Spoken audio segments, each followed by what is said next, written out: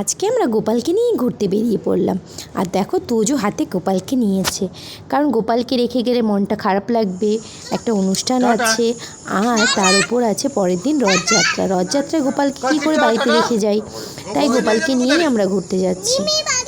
মিমির বাড়ি কি করবি? গপুকে খাওয়াবি? অনুষ্ঠান আছে। কি অনুষ্ঠান? ভালো নাম জানে না কিসের। খুব বৃষ্টি সারাদিন, তাই রাস্তাঘাটে একটু গাড়ি ঘোড়া কম।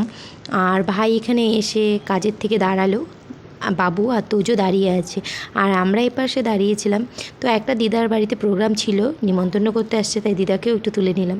তো আমরা তো এখানে রাস্তায় কাদা চারিদিকে দাঁড়িয়ে আছি, তো অবশ্যই একটা টোটো পেলাম। তো আমরা সবাই মিলে যাচ্ছি পিসি বাড়িতে। পরের দিন পিসি বাড়িতে একটা প্রোগ্রাম আছে, সেই কারণেই আমাদের যাওয়া। ভালো করে কাকে জিজ্ঞেস করছো? কোথায় যাচ্ছে গপু দাদা? জিজ্ঞেস করো তো কেমন লাগে। ভালো লাগে বললো গপু দাদা। বললো চারিদিকে জল জমেছিল। জলপাইগুড়ি মেন শহরেও অনেক জল জমে অনেক জায়গায়।